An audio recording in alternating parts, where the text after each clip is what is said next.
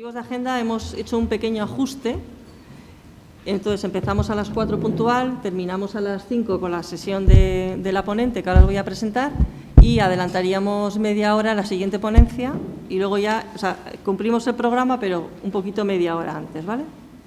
Bueno, pues para introducir esta conferencia de hoy diría que el androcentrismo presente en la investigación y en el abordaje terapéutico es un factor de desigualdad que condiciona a las mujeres durante toda su vida. Y profesionales como María Teresa Ruiz Cantero, bienvenida, luchan desde su posición para visibilizar esta situación y aportar estrategias de cambio en aras de mejorar la calidad asistencial y en mejorar la salud de las mujeres. Y por ello está aquí con nosotras y nosotros María Teresa Ruiz Cantero, que tiene una intervención, como podéis ver, titulada Sesgos de género en la atención sanitaria, una forma de violencia de género. Os la presento como catedrática de Universidad de Medicina Preventiva y Salud Pública. Ella es coordinadora del doctorado de Ciencias de la Salud y del Grupo de Investigación de Salud Pública de la Universidad de Alicante, miembro del Instituto Universitario de Estudios de Género en la Universidad de Alicante y del Centro de Investigación Biomédica en Red Epidemiológica y Salud Pública. Ha tenido varios cargos de gestión universitaria, dirige tesis, varias de ellas con obtención del Premio Extraordinario y Mención Europea Internacional. Ha dirigido más de 11 proyectos competitivos de innovación docente, europeos, contratos con el Ministerio de Sanidad, y tiene dos grandes líneas de investigación, una de de epidemiología política y otra de salud y género, con dos sublíneas, sesgos e innovaciones de género relacionadas con la salud, investigación, divulgación científica y atención sanitaria, y la otra sublínea, indicadores de género y salud. Bueno, pues nuestro agradecimiento por estar hoy aquí, recién llegada de Ecuador, le reclaman por todo el mundo y sin pisar su casa. Ayer vino de Madrid, llegó aquí y ahora la tenemos aquí y se va para su casa, para Alicante, donde has participado como conferenciante en la Escuela Politécnica Superior de Chimborazo, en Riobamba, Ecuador. Bueno, ella es un ejemplo de humildad y compromiso con el avance en la mejora de la salud de las mujeres, y es un lujo para nosotras, para nuestro equipo, el que hoy estés aquí. Así que nada, gracias. Muchas gracias y aquí te dejo al frente de esta sesión. Bueno, pues ante todo, gracias. Idoia, nos encontramos en múltiples foros, ella y yo, y ahí nos hemos conocido. Sí. Y nada, que conste que a mí me encanta cómo expone Idoia. Bueno, pues nada, yo voy a empezar con la conferencia directamente. Esta es la primera diapositiva, que para mí es muy importante porque yo estaba trabajando en epidemiología de enfermedades crónicas y aparece este artículo publicado en más ni menos que la revista de New England Journal of Medicine, es una revista top dentro de la medicina, que lo que había hecho era estudiar, como veis ahí, a casi 50.000 pacientes con un problema cardiovascular, ingresados en el hospital de Harvard, el que está en Massachusetts, es el de Harvard, y a más de 33.000 pacientes ingresados también por problemas cardiovasculares en el hospital de Maryland. Una muestra enorme de sujetos estudiada, y lo que mostraban era que para dos técnicas que son ligadas al esfuerzo diagnóstico y terapéutico del problema de salud cardíaco, la angiografía coronaria sirve para ver, ¿verdad?, dónde está el trombo que se ha podido formar en algún vaso sanguíneo del corazón,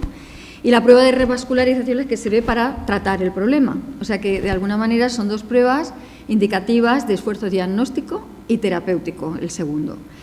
Y el resultado, como podéis ver ahí, es que se hacían más estas pruebas.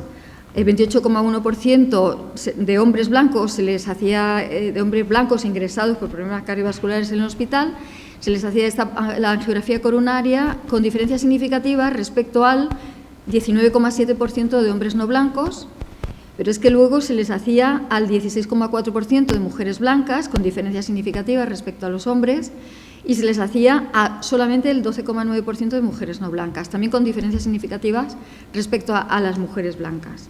Había diferencia en todos los grupos. Fue un boom en la literatura científica, empezaron a lloverle a los autores cartas al editor criticando el artículo, criticando el método, criticando la hipótesis. Para alguien que estaba en este ámbito de la epidemiología fue, bueno, esto que se te abren los ojos, y ellos tuvieron que ir dando respuesta a todas las críticas que se les hicieron, y para llegar a la conclusión, a la misma conclusión, y en el sentido que a igual edad, a igual comorbilidad y a igual gravedad, que son 3 parámetros clásicos del esfuerzo diagnóstico y terapéutico. Es decir, que una persona que ha pasado con COVID porque tienes obesidad y tienes un problema cardiovascular, y la probabilidad de morir ha sido mucho mayor, ¿no? Entonces eso te impulsa a hacer un mayor esfuerzo diagnóstico y terapéutico. La edad, como hemos visto en la COVID, precisamente lo que ha ocurrido es todo lo contrario. A la gente mayor no se le ha ingresado en los hospitales. Era un indicador de no esfuerzo, en este caso diagnóstico y terapéutico. La edad, la comorbilidad, como he dicho, y la gravedad también te induce a un mayor esfuerzo diagnóstico y terapéutico. Pues a igual, comparando, controlando, se dice, estadísticamente, seguían habiendo más esfuerzo diagnóstico. Estos datos seguían saliendo. Yo de ahí aprendí que realmente era muy importante, si querías hacer estudios de género, tener en cuenta la edad, la comorbilidad y la gravedad, controlarla para poder comparar hombres con mujeres en relación con estos parámetros de esfuerzo diagnóstico y terapéutico. Pero vaya, a mí me cambió la vida, porque a partir de ahí me pareció tan injusto estos datos que cambié de línea de investigación y progresivamente me derivé desde los 38 años más o menos a hacer estudios de sesgos de género en la atención sanitaria. Bueno, en el año 93, 2 años después, la revista Journal American Medical Women Association, la Asociación de Mujeres Médicas de Estados Unidos, definen qué es sesgos de género, como podéis ver ahí, en la práctica profesional. La diferencia en el tratamiento médico de hombres y mujeres con una misma necesidad sanitaria, está claro, con una misma enfermedad, el impacto del cual puede ser positivo, negativo, neutro. Es una definición, como todas, muy ambigua, ¿verdad? Pero es útil, porque yo la he aplicado a muchos contextos y le vas como matizando y especificando. Y, por ejemplo, he podido hacer estudios de sesgos de género en los medios de comunicación, en temas de salud, sesgos de género en las iniciativas parlamentarias o sesgos de género en otros contextos, en definitiva, y la he ido adaptando. Pero yo le veía una crítica o un problema, y es que volcaban la responsabilidad en la práctica profesional, cuando realmente los médicos y las médicas aplicamos lo que hemos aprendido, pero quien dice los médicos y médicas dice enfermería, dice psicología o dice cualquier profesional, ¿no? Carrera universitaria, pues la responsabilidad no está en la práctica, los médicos y médicas de la práctica profesional que aplican lo que han aprendido, sino que probablemente, como aquí os muestro, pues se derivaba de la docencia. Pero claro, hace 30 años yo creo que lo que pasaba era que no había investigación sobre sesgos de género en la atención sanitaria. O sea que si no hay conocimiento, no lo puedes enseñar en las universidades y luego los profesionales practican de una manera sesgada la atención sanitaria. Pero 30 años después os tengo que decir que las cosas siguen igual. Y ya hay mucho conocimiento publicado sobre las diferentes maneras de expresar las enfermedades clínicamente en mujeres y hombres. Ahora os mostraré algunos ejemplos. Bueno, en el año, precisamente, 1991, en la misma revista de New England Journal of Medicine, de los datos de los pacientes ingresados en los hospitales de Massachusetts y Maryland, Bernardine Healy, esta señora que veis aquí en la presentación, ella era, porque murió hace un tiempo, era cardióloga y era entonces la directora del NIH, el Instituto de Salud de Estados Unidos, ni más ni menos, era como la directora general de Salud Pública en España, y ella como cardióloga publicó un artículo que es un clásico de la literatura de medicina y género, que es el síndrome de Gentle. Ella lo que hizo fue aludir a una obra de teatro que también es una película, que yo no sé si los más jóvenes no la conoceréis. Está bien, la película. La protagonista es Barbra Streisand y ella es una mujer judía que quería leer los textos sagrados, pero no puede porque están en la sinagoga y las mujeres no pueden acceder a la sinagoga. Entonces se corta el pelo, se aplasta los pechos, como aquí está la diapositiva, y se reviste como un hombre y de esa manera puede entrar en la sinagoga. Y lo que dice Bernardine Healy es: como las mujeres y los hombres manifestamos el infarto de manera diferente, va a ser necesario que nos revistamos con los mismos signos y síntomas para poder acceder a los hospitales. Porque también en aquellos entonces se habían publicado un par de artículos sobre la tasa de letalidad hospitalaria por infarto, que era el número de infartos, de mujeres que mueren por infarto una vez ingresados en los hospitales, y era mayor en mujeres que en hombres.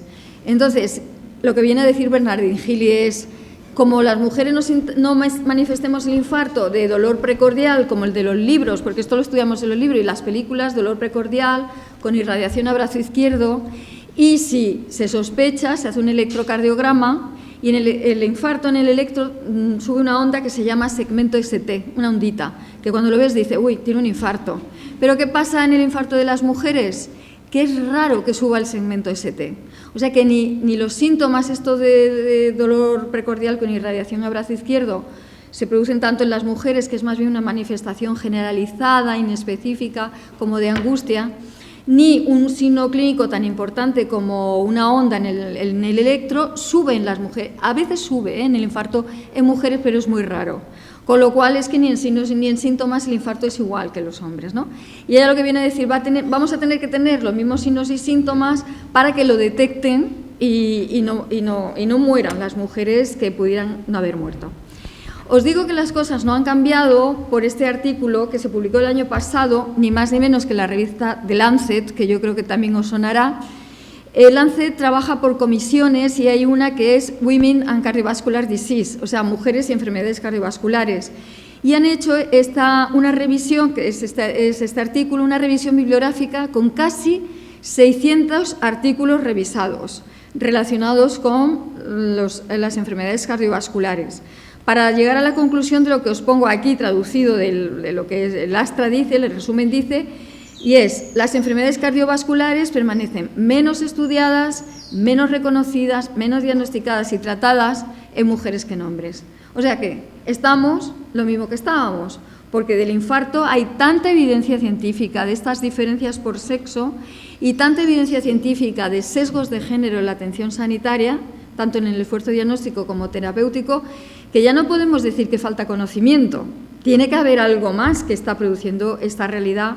A mí un compañero argentino, cuando yo le conté, hará como unos 5 años, le digo, él es pediatra, ay, Raúl, es que siguen apareciendo artículos sobre sesgos de género en el infarto. O sea, no te preocupes, Teresa, que los paradigmas en la ciencia tardan en cambiar 30 años, ya queda poco. Pero es que justo este es al 30º año de publicado el primer artículo y sigue diciendo lo que aquí veis. Estas son sus conclusiones, un poco pues, preocupantes como mínimo. Vale. Os comento que quien esté interesada o interesado en el tema es un tema tan apasionante, tan interesante y tan ciencia, porque esto es ciencia, que la profesora como catedrática de Historia de la Ciencia, Londa Shivinger, de la Universidad de Stanford, hará como unos 15 años convenció a la Comisión Europea de que le financiara un proyecto que es el que veis aquí, que se llama Gendered Innovations, innovaciones de género. Como ella dice, la finalidad es mejorar las prácticas profesionales, hacerlas más eficientes y más equitativas. Y ha tenido mucho éxito a nivel internacional. De hecho, existen, digamos, esto es un proyecto en web, lo podéis pinchar y entráis en el proyecto. Tiene un thesaurus, tiene términos, tiene checklist para luego de hacer un trabajo comprobar si se ha incorporado la perspectiva sexo-género, es muy útil. Son materiales, además como son el mundo anglo, que resume mucho y es fácil de leer en el fondo, ¿no? Con muchas tablas, muchas figuras. Pero tiene una cosa, un instrumento que es muy útil, que es este que pone aquí, Case Studies, estudios de casos, que los tiene de ciencias básicas, de salud y medicina, de ingenierías y de medio ambiente. ¿A cuál más bueno? Viene a contar cuáles son los retos de género, por una parte, y cuáles serían las innovaciones de género y cómo podrían contribuir. Lo que hacen es una especie de astra, de síntesis, y luego ya te metes en el caso completo, full case, y ahí, pero son cortitos, tú puedes ver cómo podemos contribuir desde las innovaciones de género a, como digo, mejorar las prácticas profesionales, ser más equitativas y más eficientes. No me voy a detener porque no tengo mucho tiempo. Pero, por ejemplo, escojo este dibujito con el tema del cáncer de colon, que es más prevalente en hombres que en mujeres, y entonces cuando sí que nos hemos dado cuenta que cuando una enfermedad es más prevalente en un sexo que en otro, donde se corre más riesgo de sesgos de género, de menor esfuerzo diagnóstico y terapéutico, es en el sexo que es menos prevalente el problema.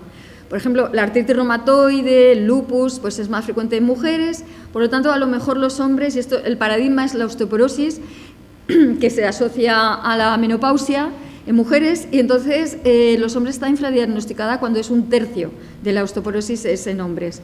Pues bueno, en el tema del cáncer de colon pasa exactamente lo mismo, porque resulta que los hombres está en la zona distal, en la zona izquierda del colon, que es como la más clásica, como digo, como es donde hay más frecuencia de cánceres en hombres, y resulta que la mujer suele acantonarse en la zona derecha, en la zona proximal. Y hay ya evidencias, artículos que se han publicado de cómo hay un mayor retraso diagnóstico del cáncer de colon en mujeres que en hombres, precisamente porque no se acantona en el lugar típico del cáncer de colon, que es el de los hombres, ¿vale? Esto está bien explicado en el estudio de caso. Nosotros en España, como yo veía que no me iba a dar tiempo a seguir, que ya no me quedan tantos años para la jubilación, pensé, pues como cada proyecto son 3 años, pensé, uy, no me va a dar tiempo, propuse a la Fundación Esteve hacer un monográfico sobre este tema, pero con datos de España o de Latinoamérica, alguna autora latinoamericana o autor hay, y sobre qué se ha producido en España, y me lo aceptaron. Hice una búsqueda bibliográfica en nuestras bases de medicina, en Medline, y ahí me encontré, pero rápidamente, con estudios de sesgos de género en la atención sanitaria de España. Y además es muy buenas revistas, no cualquier revista. ¿Por qué? Porque eran estudios de casos y controles, eran estudios multicéntricos de muchos hospitales, estudios hechos en Europa, que también participaba algún centro español, o también eran estudios con Big Data, es decir, y estaban en muy buenas revistas. Entonces lo que hice fue, como especie de citaciegas, los llamé, los busqué y les invité a trasladar su artículo a un capítulo de esta monografía, que es gratuita, por eso la estoy vendiendo. Si le tuvierais que pagar no lo contaría. Ahí está la página web, podéis pincharla y os podéis descargar la monografía, para que evidenciéis que también existen, también se ha publicado sobre sesgos de género en España. No me voy a detener más en ello.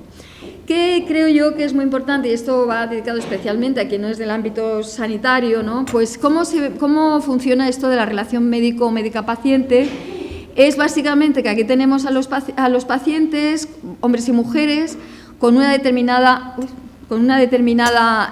comorbilidad, como habíamos dicho, su sexo, la edad, y una naturaleza y duración de signos y síntomas, que lleve un tiempo, que le duele o que se le hincha, y un tiempo, ¿verdad?, de duración de todo esto.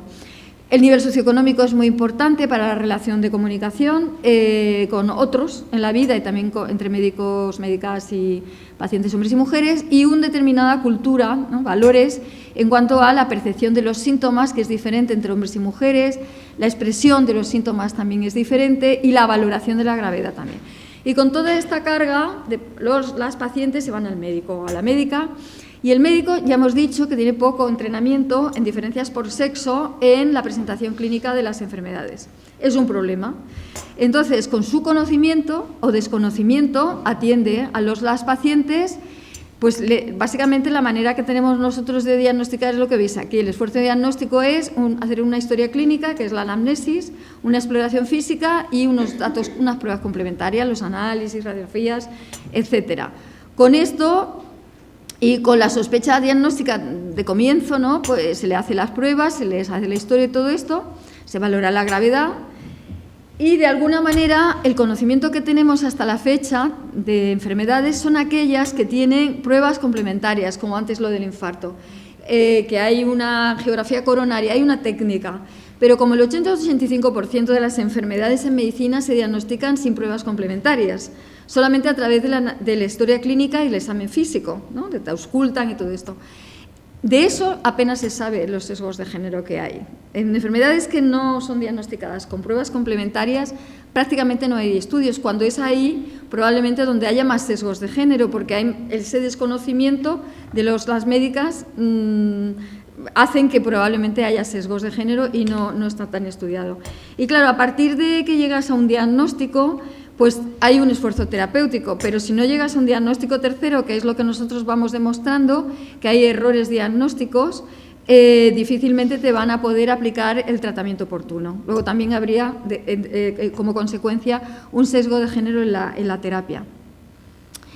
Por poneros un ejemplo, este es un estudio que hizo una compañera de México que vino a hacer una estancia a Alicante, y ella lo que hizo es un estudio con mujeres con infarto y también con sus médicos y médicas, quienes atendieron.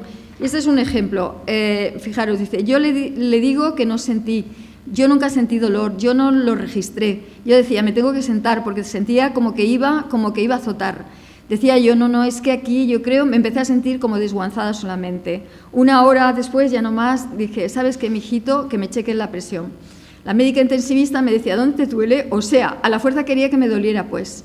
¿Dónde te duele? Es que no me duele nada. Y era un infarto. El problema aquí es que a menudo, como os digo, si no cursa como tenemos claro los infartos de libro o de película, el médico tampoco lo sospecha. Y esto conlleva una demora en el tratamiento que, más allá de una hora, como afecta a zona vital, no hay probabilidad de vivir, ¿no? El segundo ejemplo es de una revista de enfermería, precisamente, es de un estudio holandés, y dice, un médico miró, no creía que fuera el corazón, creía que era el estómago, por lo que dijo que debería irme a casa y alegrarme de que no fuera nada grave, pero fue grave, porque era un infarto. Para esto sirven los estudios cualitativos. O sea, yo como soy epidemióloga, soy más de cuantitativa, pero tengo que reconocer que desde la cualitativa te das más cuenta de cuál es el problema, ¿no? Y el problema es que el médico, ante un mismo, bueno, por una parte que no sabe que no tiene tan en mente que puede cursar las enfermedades de manera diferente clínicamente, pero es que incluso cursando de manera diferente, lo interpreta de manera diferente si lo expresa una mujer o si lo expresa un hombre, como ahora luego os voy a mostrar. Fijaros, este es un estudio que no tiene nada que ver con sexo ni con género, pero que demuestra muy bien cuál es el problema. Publicado en la revista canadiense de Medicina Interna, lo que pretendía era, como pone aquí, uso de cateterización cardíaca en el síndrome coronario agudo sin elevación del segmento ST, el de las mujeres, de acuerdo con el riesgo inicial. O sea, si se le había hecho cateterización dependiendo del riesgo inicial. Razones por las que los médicos y las médicas no refieren a los pacientes, que esto es lo interesante, no lo referían a cateterización. Y a mí me impresionó que un 68,4% de los médicos dijeran que no detectaron que tenían suficiente riesgo para derivar a cateterización. Es que es mucho. De hecho, este estudio tiene una segunda parte en donde muestran la mortalidad al año. Y la mortalidad era mucho mayor en quienes no habían sido derivados a cateterización respecto a quienes sí habían sido derivados. Luego, el hecho de la detección del riesgo era fundamental y, sin embargo, un porcentaje tan elevado no lo detectó que tenía tanto riesgo, ¿vale? Esto tiene sus consecuencias, que es la mortalidad, no es poca cosa. ¿Cómo se pueden producir los sesgos de género? Este es el primer artículo casi que yo publiqué dándole vueltas a todos estos temas, que es del año 97, pero que es bastante referido. Bueno, según esta síntesis, yo creo que es muy referido porque es muy sintético, se pueden producir sesgos de género en enfermedades que pueden ser padecidas por hombres y mujeres y otras que solo pueden ser padecidas por mujeres o solo por hombres, ¿no? Que también hay determinadas enfermedades de próstata, pues solo son de los hombres, las enfermedades de útero solo son de las mujeres, ¿no? Entonces, a mí me interesa especialmente todo lo que tiene que ver con enfermedades que pueden ser padecidas por los dos sexos, ¿no? Y ahí es donde hay como una doble vía. Por una parte, cuando de manera incorrecta nos igualan a hombres y mujeres ante la exposición a factores de riesgo y sus consecuencias. Por ejemplo, que nos igualen en el tema de los efectos del tabaco, pues no, porque realmente somos diferentes en el tema de los efectos, por decir, al tabaco o a otros factores de riesgo, posiciones laborales, por ejemplo.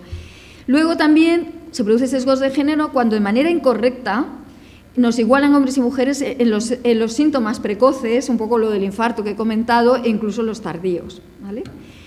También se puede producir en la respuesta, cuando nos igualan a hombres y mujeres, en la respuesta a los fármacos. ¿Por qué esto se pueden producir sesgos de género? Porque las mujeres tenemos diferente farmacogenética. Las mujeres somos XY, los cromosomas, ¿verdad? Y los hombres son, las mujeres somos XX y los hombres XY. Y esto tiene sus consecuencias en la respuesta, como digo, farmacogenética. O sea, de nuestra genética influye en cómo respondemos a los fármacos. Por otra parte, hay diferencias en farmacodinamia y en farmacocinética. Y esto, por ejemplo, en farmacocinética pasa una cosa: las mujeres tardan más tiempo en hacer efecto los fármacos porque pasan a la sangre y a los adipocitos muy rápidamente, a las grasas, y en la grasa se queda un tiempo el fármaco y luego tarda más en ser excretado. En los hombres es diferente la farmacocinética, con lo cual la respuesta a los fármacos es diferente también. Y esto se sabe. Sin embargo, cuando vosotros miráis un prospecto, nunca os dirá así en mujeres este tratamiento y así en hombres, sino que simplemente, pues sí, tienen en cuenta el peso, pero no mucho más en este sentido. Científicamente es un error craso el que se aplique de igual manera a hombres que mujeres los fármacos, pero ahí está la cosa. Y también somos diferentes y a veces nos igualan incorrectamente en los resultados, ¿no? En el pronóstico de las enfermedades. Asimismo, se equivocan cuando nos hacen diferentes y no somos tan diferentes. El clásico ejemplo es de etiquetar a las mujeres de problemas psicosomáticos, sobre todo al comienzo de las enfermedades, cuando todavía no son de libro. En cuanto te vas a quejar, hay un estudio muy bonito hecho con cualitativo también, con historias de vida, mujeres exitosas, una premio Nobel, gente importante, que tuvieron luego esclerosis múltiple, enfermedades muy graves. Y al principio, como la enfermedad no estaba definida, pues le decía: oye, ¿por qué, cuando fueron al médico, ¿por qué no descansas? ¿No será que trabajas mucho? Cosas así. O sea, que estás somatizando tu estrés y de tu vida laboral, etcétera, cuando realmente luego fue un problema grave. Esto es un ejemplo de los tantos que podríamos poner. No me voy a detener en enfermedades padecidas solo por hombres o solo por mujeres porque no tenemos mucho tiempo. Pero sí que voy a poner algunos ejemplos relacionados con la clasificación anterior. Por ejemplo, este estudio fue publicado en el año 2014 en una revista bastante importante de Estados Unidos, Proceedings of National Academy of Science, en donde a través de unas técnicas de radioimagen muy sofisticadas, muy actuales, intentan mirar las conexiones que hay dentro del cerebro de hombres y mujeres. En azul, esto es un cortapega de la revista, ahí tenéis abajo la cita, podéis entrar en el artículo. En azul están los hombres y lo que muestra es que en el cerebro de los hombres hay muchas conexiones intrahemisféricas, dentro de un hemisferio y dentro del otro hemisferio. No es que no las haya interhemisféricas, pero sobre todo hay muchas dentro de un hemisferio y dentro de otro. Mientras que en el cerebro de las mujeres, que es este de aquí abajo, hay muchas conexiones interhemisféricas. No es que no las haya dentro de una y dentro de otra, pero sobre todo son interhemisféricas. Ahora imaginaros un ejemplo. Un ictus, un trombito, que vaya a parar al núcleo del habla de un hombre que está en el hemisferio izquierdo. La probabilidad de perder el habla es alta, pero imaginaros que ese mismo trombito da en el mismo núcleo del habla de la zona izquierda de una mujer, del hemisferio izquierdo, una mujer. La probabilidad de perder el habla es menor porque resulta que las mujeres también tenemos núcleo del habla en el hemisferio derecho. Con lo cual, es que somos diferentes anatómicamente. Somos diferentes fisiológicamente en cuanto a nuestra variabilidad hormonal. Y si somos diferentes anatómicamente y en nuestra fisiología, en el funcionamiento normal de nuestro organismo, que eso es la fisiología, es lógico pensar que igual somos diferentes patológicamente hablando, en la manera de manifestar las enfermedades, ¿vale? Otro ejemplo que también me llamó mucho la atención, el año pasado El País me contactó para que revisara este artículo porque tenían interés luego en hacer una noticia, ¿no? Y por eso tengo conocimiento de él, me parece muy curioso. En cuanto a las diferencias fisiológicas, de nuevo, resulta que un grupo de Cataluña estaba haciendo un estudio sobre un antiguo fármaco para la esquizofrenia que no se utilizaba. Y detectan, estaban haciendo estudios preclínicos con ratones machos y hembras y detectan que en el macho inhibía la memoria del miedo y en las hembras lo aumentaba la memoria del miedo. O sea que como que funcionaba de diferente manera. Esto lo han publicado en una revista buenísima, en Nature Communication, y bueno, pues es la idea de cómo somos diferentes, bueno, a nivel de macho-hembra, que también somos diferentes, ¿no? En este sentido, la respuesta, por ejemplo, de este fármaco. Este para mí es el paradigma de la mala ciencia. En el año 2015 intentan comercializar, ser aprobado la Viagra femenina en Estados Unidos. Ya sabéis que hay un organismo, la Food and Drug Administration, que es la que aprueba la comercialización de fármacos. Y enseguida, eso fue como a principio del año, enseguida empieza a sonar que existían reacciones cruzadas con el alcohol. Este fármaco, que se llama flibanserin, con el alcohol, reacciones cruzadas que tenía efectos secundarios. Yo me entero luego por este artículo de JAMA, esto es 2015, pero era como ya julio, me entero de lo siguiente, que precisamente la empresa farmacéutica, a vistas de que parecía que había reacciones cruzadas y que se murmuraba mucho dentro del ámbito científico, hace un ensayo clínico. Pero estos autores, estos de aquí, dicen, está muy bien que hayan hecho un ensayo clínico para ver si había reacciones cruzadas con el alcohol. Lo que no se entiende es que hayan utilizado a 25 voluntarios sanos, donde 23 son hombres. A ver, para un fármaco que se quedan a tomar las mujeres, no es científico utilizar muestras de hombres, ¿vale? Esto es mala ciencia. Por más que los ensayos clínicos sean uno de los mejores métodos existentes en el ámbito de la epidemiología y de la investigación, también se pueden hacer mal los ensayos clínicos, como es este caso. Y bueno, este artículo también demuestra una de las consecuencias que ya he venido mencionando, el retraso diagnóstico. O sea, si realmente tú no detectas que tiene una determinada enfermedad, la paciente va dando vueltas por el sistema sanitario buscando ayuda, pero se va retrasando el diagnóstico. Y este estudio, que también es con Big Data, está hecho por la Universidad de Copenhague. Lo que hicieron fue estudiar a 7 millones de hombres y mujeres atendidos por el sistema de salud danés durante 21 años, como lo tienen informatizado. Y detectan lo que veis aquí. En más de 700 enfermedades hay un retraso diagnóstico mayor en mujeres que en hombres, exceptuando una, la osteoporosis, donde el retraso diagnóstico era mayor en hombres que en mujeres. Pero, por ejemplo, yo cogí dos patologías. En el cáncer, de promedio, las mujeres son diagnosticadas 2 años y medio más tarde que los hombres. En la diabetes, 4 años y medio más tarde, ¿no? Ellos llegan a la conclusión, lo que veis aquí, que las estrategias nacionales deben considerar las diferencias clínicas, ¿no?, en manifestaciones de signos y síntomas para no retrasar tanto el diagnóstico. Bueno, el tema del retraso diagnóstico tiene ahí un puntito que a mí siempre me gusta contar, que es que normalmente se dice, pues es que la culpa es de las mujeres, porque van tarde al médico, como tienen tanto trabajo, o sea, utilizan justo el hecho de trabajar las mujeres dentro del sector reproductivo, que no es remunerado, encima para volcarle la responsabilidad.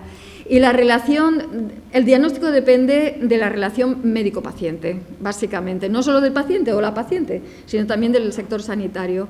Total, que muchos estudios están mal hechos. Esto es como se plantean los estudios de retraso diagnóstico dentro del ámbito de la medicina. Tú tienes que estudiar desde el comienzo de los síntomas hasta que demanda la persona atención sanitaria. Eso sí es responsabilidad del o la paciente.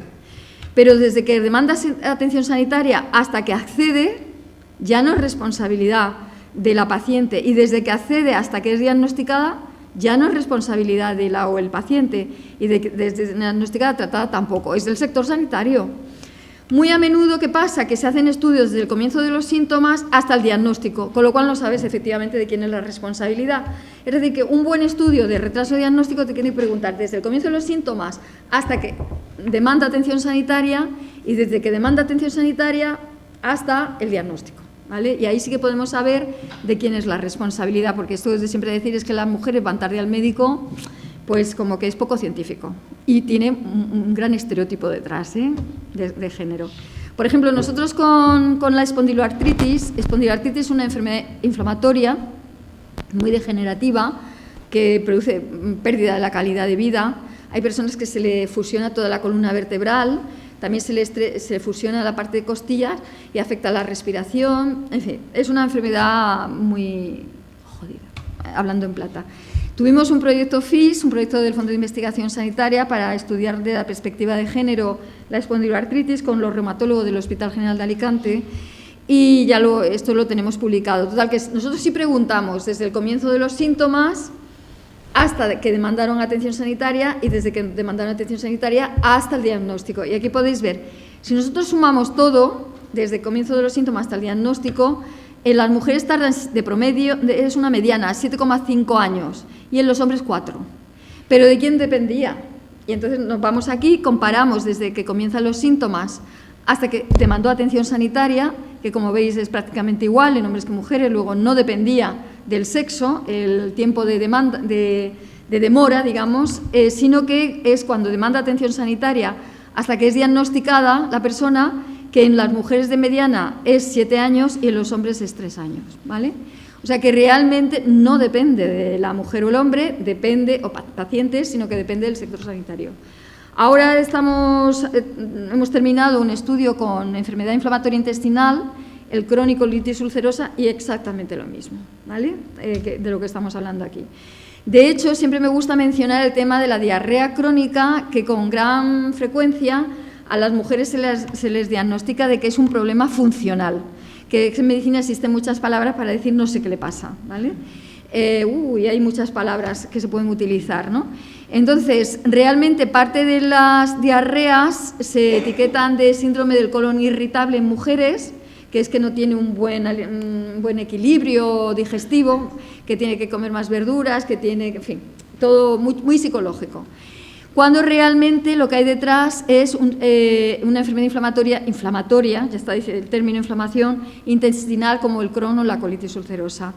Y la IP, la investigadora principal de este proyecto, que es de digestivo, como ya tenemos los datos, me dice: Teresa, vienen las mujeres con úlceras infectadas en el colon, diagnosticadas de síndrome del colon irritable, cuando realmente esa persona tiene que tomar antibióticos, entre otras cosas, ¿vale? Es errores diagnósticos, en definitiva. En relación con la espondiloartritis, que ya digo que esto ya lo tenemos publicado, errores diagnósticos, esta diapositiva podéis ver cómo de las 54 mujeres y de los 96 hombres pacientes de espondiloartritis del Hospital General de Alicante, la unidad de reumatología, solamente un 11% de mujeres y un 30% de hombres se lo dieron como primera diagnóstico certero, acertaron a la primera. Pero al resto le dieron otro diagnóstico alternativo, que en el fondo es erróneo, no nos vamos a equivocar. Mujeres 42%, hombres 36%, o dos diagnósticos erróneos previos al diagnóstico de espondiloartritis, 27,8% en mujeres, 16,7% en hombres, pero así hasta 4 diagnósticos erróneos, 5 diagnósticos erróneos, antes de llegar al diagnóstico de espondiloartritis, que esto es muy grave porque como no le haces el diagnóstico precoz, los huesos se van degenerando, que este es el problema, y se van fusionando. Si tú le das el diagnóstico oportuno, que en ocasiones son fármacos biológicos muy caros, frenas la inflamación y con ello frenas la degeneración osteoarticular, pero si no le das el tratamiento, la evolución de la enfermedad cada vez es a peor. A mí me interesa especialmente, bueno, ¿con qué lo confundían? Pues lo confundían la espondiloartritis con fibromialgia, que a ver, la fibromialgia es fibra muscular, algia, dolor.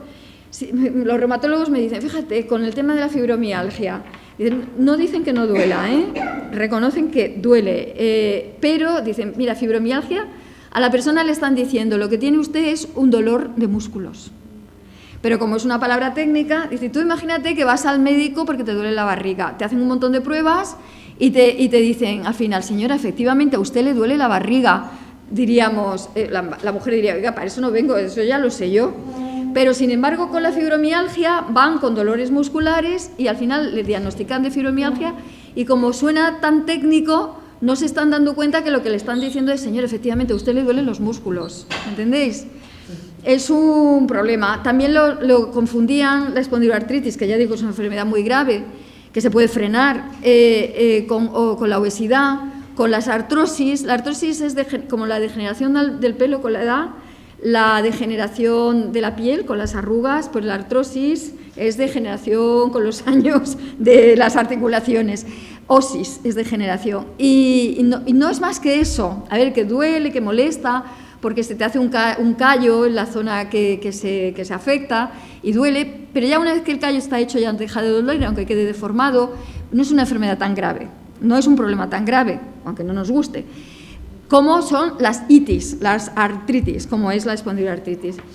Bueno, pues lo confundían con eso, con artrosis, a los hombres con hernia de disco, hasta los han llegado a operar de hernia de disco cuando lo que tenían era espondiloartritis. A una maestra porque estaba mucho tiempo de pie, a un taxista porque le decían previamente porque estaba mucho tiempo sentado, a una persona emigrada en nuestro país porque no se había adaptado a España, a un futbolista porque jugaba al fútbol. Es decir, que detrás de una enfermedad como la copa de un pino hay muchos errores diagnósticos, ¿vale? Y esto es porque no se enseña bien, en definitiva. No solamente en mujeres, también en hombres, como habéis podido ver. Bueno, el dolor es un síntoma, yo le digo especial atención, porque por una parte la Organización Mundial de la Salud hace como 4 años el dolor crónico ya lo ha etiquetado dentro de la clasificación internacional de las enfermedades como una enfermedad. Pero además el dolor es un síntoma de muchas enfermedades. El dolor, pues imaginaros, ¿no? La cantidad de enfermedades que cursan con dolor. Y bueno, las autoras, las investigadoras nórdicas tienen mucho trabajado y a mí me encantan cómo trabajan el tema del dolor. Aquí simplemente traigo 2 artículos que me gustan mucho. El uno me gusta hasta por el título que tiene, parece el título de una serie, Walking Down, ¿no? Pero es que además, Vía Dolorosa, que lo ponen en latín, el título, o sea, paseando por la Vía Dolorosa, desde la atención primaria hasta el especialista. Entonces, ellas lo que van haciendo es ver cómo, identificar cómo, ante el mismo dolor, las mujeres van dando muchas más vueltas por la atención primaria o por otros sanitarios hasta que llegan al especialista del dolor, mientras que los hombres son derivados más rápidamente al especialista. Esto tiene sus consecuencias. Cuando te quedas en la atención primaria dando vueltas, lo que hacen es darte fármacos para el dolor, analgésicos, que a veces oscurecen el cuadro, que esto es un problema porque a veces te despista el dar el analgésico, se te quita el dolor, pero realmente el problema está ahí detrás. Mientras que cuando ya se deriva al especialista y te diagnostica la enfermedad, que es de verdad, dan el tratamiento terapéutico, el que cura, o por lo menos el que frena el problema. O sea, que los médicos de atención primaria dan más sintomáticos, fármacos sintomáticos, mientras que los médicos especialistas dan fármacos terapéuticos para curar. Por lo tanto, ahí hay un sesgo de género en la medida que no derivan tanto a las mujeres como a los hombres al especialista. De esto hay muchos estudios, ¿no? Y luego, me encanta también, es una revisión bibliográfica sobre el tema del dolor, cómo es manejado cómo es muy importante tenerlo en cuenta, porque las normas de género van a influir en el dolor, en cómo hombres y mujeres afrontan el dolor de manera tan diferente y cómo existen sesgos de género, como ya os vengo comentando, en el esfuerzo terapéutico. Me encanta el título, muy representativo, Brave Men and Emotional Woman. A mí es que me gustan las palabras, me enganchan, ¿no? Y bueno, pues aquí tenéis esta revisión muy chula, muy bonita, de cómo las normas de género influyen en hombres y mujeres con dolor. Pues lo típico, que las revisiones que miran artículos, revisan los artículos y llegan a estas conclusiones, ¿no? Como se dice que los hombres son estoicos, las mujeres son más sensibles, son más histéricas, y muchos dolores de las mujeres acaban en no sé qué te pasa, inexplicable. Y luego cómo las normas de género influyen en el afrontamiento. Y a mí esto me parece interesante porque la verdad es que los hombres con dolor, claro, como existe el estereotipo de hombre fuerte, que el hombre es más fuerte que las mujeres, etcétera, cuando tienen dolor de una manera continuada y no pueden cargar tanto ni hacer tantas cosas porque les duele, ellos se cuestionan la identidad. Este no soy yo. Y eso es duro, ¿eh? Cuestionarte la identidad es algo duro. Mientras que las mujeres, que como hacen tantas cosas a lo largo del día, mujer mosaico se refería a que piensa, uy, me duele, que voy a ver qué tengo que hacer hoy, llevar a los niños al cole, la compra, el trabajo, etcétera, para que no me duela, ¿no? Y luego también algo que me parece especialmente duro, que es que las mujeres dicen, tengo que aprender a expresarme para que me crean. O sea, todavía se echan la culpa de que el médico no las crea, cuando realmente no sería por ahí. A mí esto me parece curioso, el sesgo de género ya os he mostrado cómo los hay en el esfuerzo terapéutico, pero el tema de la apariencia, hay artículos que muestran cómo si las mujeres se arreglan mucho para ir al médico, es un factor que puede hacer que no se las crea. Y yo digo, jolín, pues si las mujeres cuando van al médico se ponen su mejor ropa interior, se arreglan, incluso se van a la peluquería, pues eso fatal, ¿eh? Porque el médico piensan que si han hecho todo eso, igual no están tan enfermas, no las creen tanto. Eso es un estereotipo, ¿eh? Bueno, hay una autora nórdica que a mí me encanta, que es médica de familia, se llama Kirsti Malterud, ha publicado mucho estudios cualitativos en consulta, la relación médico-paciente, y ella utiliza, yo me la tengo que estudiar porque yo esto en medicina no lo he aprendido, corrientes teóricas posmodernas, del posmodernismo, desde la perspectiva de género. Y en concreto hay un artículo que es el referido ahí abajo, que utiliza 3 corrientes teóricas. Por una parte, lo que le denominan semiótica médica. La semiótica es la ciencia que estudia los signos en general, ¿no? Y la semiótica médica es la ciencia que estudia los signos clínicos, signos y síntomas clínicos. Entonces, ella ha hecho estudios donde demuestra que un mismo síntoma, según lo padezca un hombre o una mujer, es interpretado de manera diferente. Eso por una parte. Luego, desde la narrativa médica, que es la ciencia que estudia las narraciones, los cuentos, etcétera, la narrativa médica lo que hace es estudiar si lo que cuentan los y las pacientes luego es registrado en la historia clínica. Y dice, a veces es igual lo que registra el médico y la médica respecto a lo que cuenta él o la paciente, pero a veces es diferente. Y tan importante es lo que cuenta la historia clínica como lo que cuentan los pacientes, aunque no se parezcan. Como diciendo, y nosotros hemos hecho un estudio que no os voy a mostrar porque no tengo tiempo, donde efectivamente hay diferencias en los registrados según si es hombre o mujer en la espondiloartritis, y las diferencias son de acuerdo con lo que dicen los libros. Aplican lo que dicen los libros, aunque no se parezca a lo que cuenta la mujer o lo que cuenta el hombre. No me voy a detener en este tema, pero ahora, después de hacer ese estudio, soy convencida de que la historia clínica no siempre se parece a lo que cuentan las pacientes. Y luego el análisis crítico, que es otra corriente teórica, se centra en la capacidad de observación que tienen los médicos, las médicas, que yo lo veo algo parecido a lo de los ángulos muertos de visión de los coches, que depende de dónde te posiciones, puedes o no ver que detrás hay una realidad, que es que detrás tienes un coche. Y también me gusta mucho el ejemplo del Club de los Poetas Muertos, esa película que no sé si habéis visto y si no os la recomiendo, que el actor es Robbie Williams, es un profesor de un colegio inglés de élite, que bueno, van por el campo y en un momento dado se meten todos corriendo en el aula y van todos como a su asiento y les dicen, tú siéntate ahí en el suelo, tú ponte de pie encima del pupitre, tú ponte ahí, los distribuye por el aula de muchas maneras. Y la pregunta que les hace es, ¿tú qué ves? ¿Tú qué ves? ¿Tú qué ves? Los va preguntando para que lleguen ellos a la conclusión que dependiendo de dónde están, la realidad varía. Y esto es un poquito la idea del análisis crítico. Depende del punto y la capacidad de observación de si eres una persona sexista ya como persona, no como profesional, o tu capacidad de observación de esa realidad, puede que llegues a la conclusión de que el infarto es atípico. Y tú dices, ¿atípico? ¿El infarto por qué? Porque no es el típico. ¿Y cuál es el típico? El de los hombres. Ahí es que mira, es que el de las mujeres típico es diferente al de los hombres. Y mientras eso no se meta en la cabeza con el infarto o con otras patologías, se van a seguir produciendo sesgos de género en la atención sanitaria.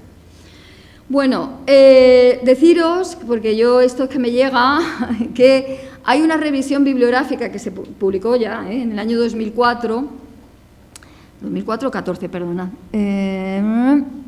Sí, no, pues mira, en el año 2005, en Journal Epidemiology and Community Health, cuando empezó a sonar, a través de un estudio que publicaron New England Journal of Medicine, que la terapia hormonal sustitutiva producía cáncer, ¿no? Cáncer e infarto. Fue un estudio que encargaron a la Women Health Initiative.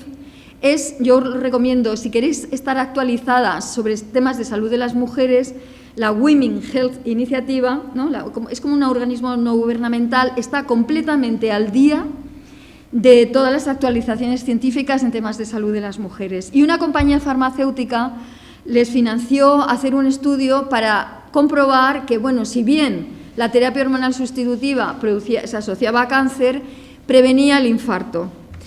Empezaron a desarrollar el estudio con 29.000 mujeres que tomaban terapia hormonal y que no, y al año lo tienen que cerrar el estudio por razones éticas, porque era tanto más frecuente cánceres e infartos en las mujeres que tomaban terapia hormonal sustitutiva respecto a las que no, que ya no podían seguir con el estudio. A partir de ahí hubo un revuelo muy grande y en el ámbito anglosajón se empezó enseguida a dejar de prescribir a trochimoche como se estaba dejando de prescribir. A mí en España ha tardado más en dejar de prescribirse, bastante más. Empezaron en Cataluña a reducir la prescripción y yo creo que ahora ya sí que está menos extendida esta pauta de a gogo. Prescribían la terapia hormonal sustitutiva a las mujeres en la menopausia. La puedes tomar hasta 6 meses, pero más de 6 meses aumenta el riesgo. Y realmente, si lo que tienes son los síntomas vasomotores, que es caloradas, frío, tal, en fin, temas de ese tipo, que cuando hay que tomarla, por supuesto, para eso están las medicinas, pero también tienes que ver beneficios y perjuicios, ¿no? Y lo que tiene que ser es que el médico le diga, mire usted, yo se lo prescribo, pasa esto, hay un aumento de la probabilidad de cáncer y de infarto, pero usted se encuentra tan mal que usted libremente elija si quiere seguir con los síntomas vasomotores con un riesgo y no tener riesgo de cáncer e infarto, o se encuentra tan mal que merece la pena que al menos 6 meses lo tome y que decida la paciente. Esto es lo importante, no prescribir y ya está. Porque, claro, tú paciente tomas si te lo prescribe el médico, simplemente, ¿no? Bueno, a mí lo que me sorprendió es que la catedrática de salud pública de Harvard, ni más ni menos, Nancy Krieger, hace una revisión bibliográfica con 20 otros compañeros, ya digo, publicada en el año 2005, cuando se produce todo este lío, y resulta que desde el año 1939 y 40 se publica en la revista American Journal of Cancer y JAMA es la revista de medicina interna de Estados Unidos. Dos publicaciones sobre la asociación entre hormonas y cáncer mamario. O sea que se sabe desde el año 39 del siglo pasado, ¿no? Luego siguen habiendo publicaciones, esto es como una síntesis que yo hago cronológica, y en el año 1950 ya empezaban las primeras dudas de la seguridad de la terapia hormonal sustitutiva, pero era tal el éxito comercial, como ahora se toma la gente estas bebidas en el gimnasio para estar así como más tal, pues entonces se prescribía terapia hormonal sustitutiva. Yo vi un anuncio una vez, qué pena que no le fotografiara, de la época aquella, que se veía una mujer como yo, montado en una bicicleta, con un cestito, con flores, y lo vendían como la terapia de la juventud. Y se lo tomaba todas las mujeres, ¿no?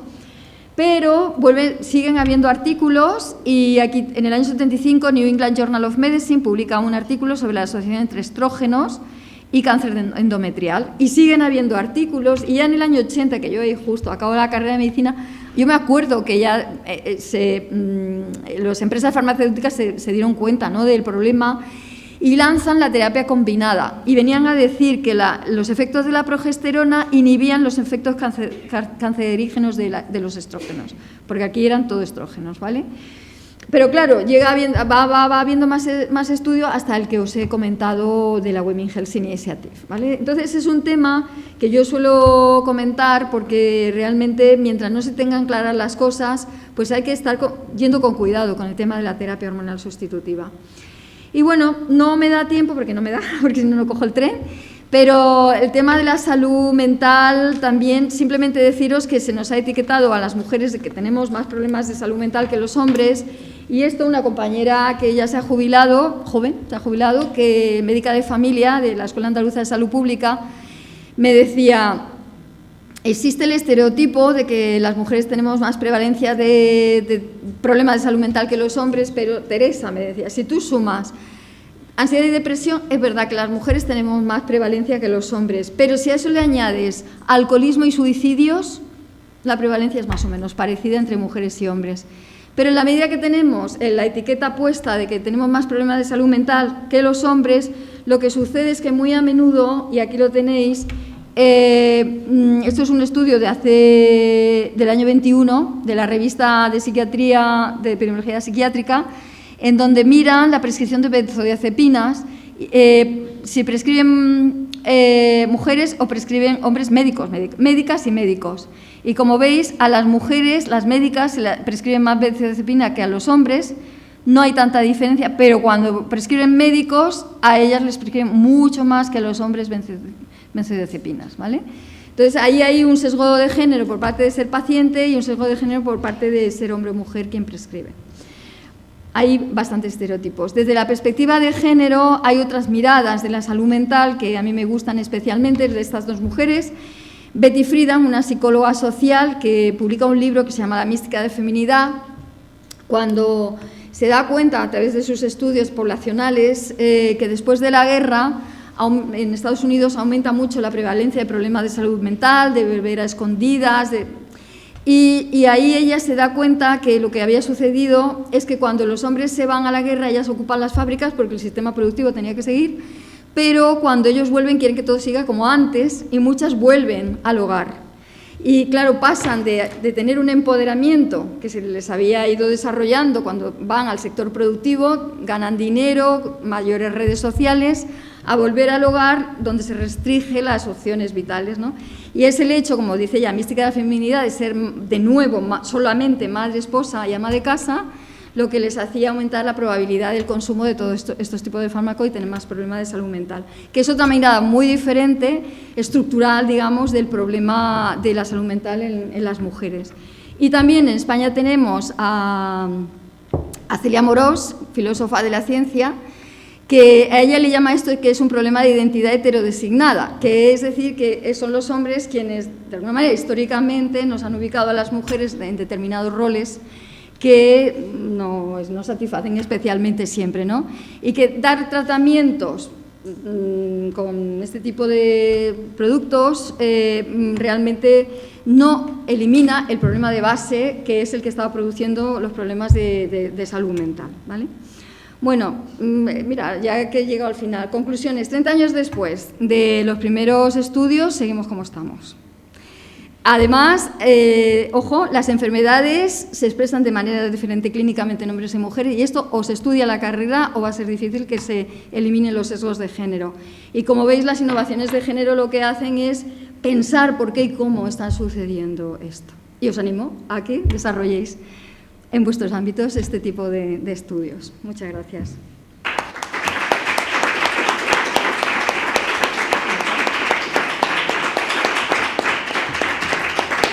Gracias. Nada, quédatelo. Ya.